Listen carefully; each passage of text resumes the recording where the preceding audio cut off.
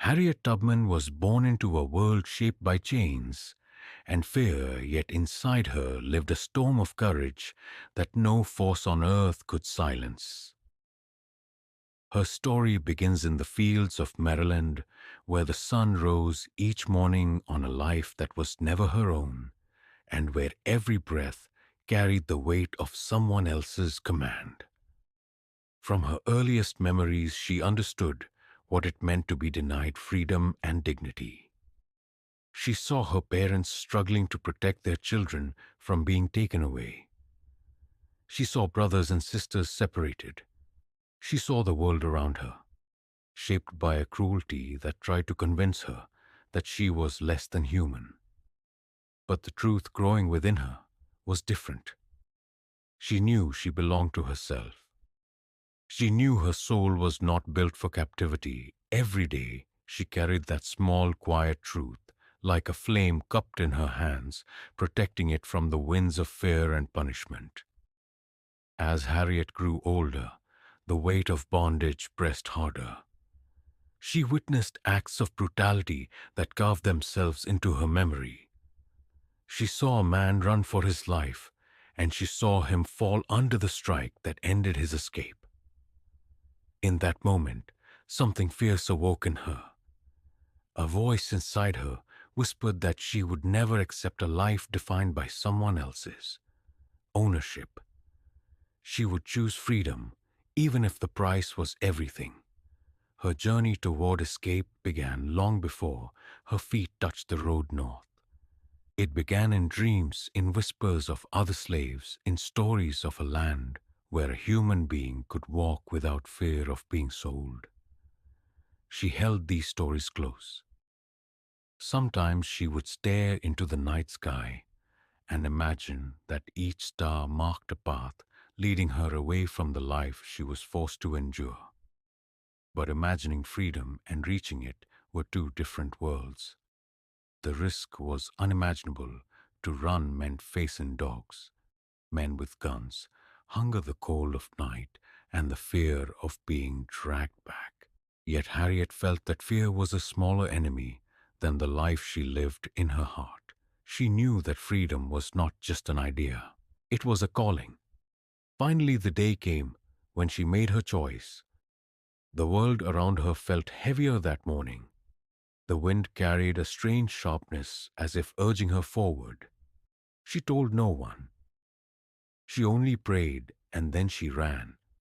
She ran through fields she had known all her life, but now every shadow looked different because every step carried the weight of survival. She crossed rivers that tried to pull her under.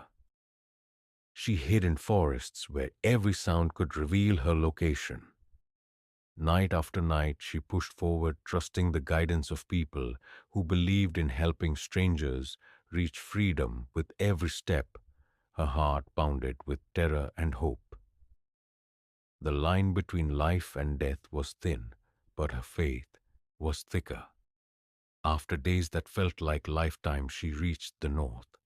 She crossed into a land where her name belonged to her and her body was her own. For the first time, she breathed a breath without fear. For a moment, she allowed herself to feel the miracle of being free. But her freedom did not settle her. It lit a fire inside her. She thought of her family, her friends, all the people she had left behind, still trapped in chains. How could she enjoy her new life, knowing that others were still suffering? She could not. She understood that freedom meant responsibility.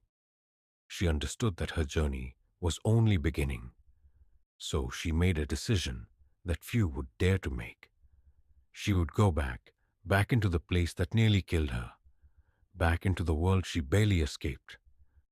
She would risk everything to help others. The first time she returned, she moved like a shadow through the night. She had no weapons, only courage and a deep, unshakable faith. She whispered instructions to frightened families. She guided them step by step across the same dangerous route she once traveled alone. The nights were long, The days were unbearable, but she kept moving forward. Sometimes they slept in coal swamps. Sometimes they hid in barns. Sometimes they walked until their feet bled. Yet when dawn broke on the final day and they stepped into free land, the look in their eyes reminded Harriet why she had returned.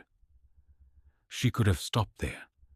She could have said that saving one group was enough, but Harriet was not built for half measures. She returned again and again and again.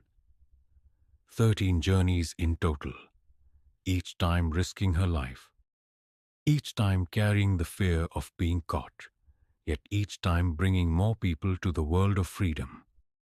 Word began to spread about a woman who moved like a ghost, a woman who led her people through darkness, a woman who refused to let chains define any human life. People called her Moses, a name given to her by those who felt she had parted an ocean of fear to guide them into a promised land. Harriet knew the danger grew with every rescue. Slave owners placed rewards on her capture. Men searched the forests for signs of her, but she was always one step ahead. Her instincts were sharper than any threat, her courage stronger than any trap. She carried no map, no weapons, only her memory and her unwavering belief that she was being guided by a power larger than her fear. As the years passed, the nation drew closer to war, a battle for the soul of the country. Harriet did not watch from the sidelines. She stepped into the struggle. She served as a spy, a nurse, a scout. She gathered information that changed the course of missions. She guided soldiers through lands she knew better than anyone. She became one of the few women in American history to lead an armed expedition. On that mission, she helped free more than 700 slaves. 700 lives transformed because she chose to stand in the fire rather than step away. After the war ended, Harriet faced new battles. This time, not against chains, but against poverty, illness, and a nation slow to recognize the value of the woman who had risked everything for freedom. Yet she never allowed bitterness to take root. She cared for the poor and the elderly. She opened her home to those in need. She continued to fight for women's rights and for justice. Even in her final years, she held her head high. Her body grew frail, but her spirit remained unshaken. She had lived her truth. She had refused to bow. She had carried hundreds toward light. She had lived the life chosen by her courage, not by her circumstance. Harriet Tubman passed from this world with the same dignity that had guided her through every danger. But her story did not leave with her. It lived on in every family she saved, in every life touched by her bravery, in every cry for freedom that echoed after her. Her legacy became a reminder that one person driven by purpose can bend the course of history. Her journey became a testament to human strength. Her name became a symbol of liberation today. When people speak her name, they speak of a woman who would not be broken, a woman who carved a path through darkness, using only faith and determination. A woman who carried hope like a lantern, lighting the way for those who had never known its glow. Her footsteps still echo in the quiet places, in the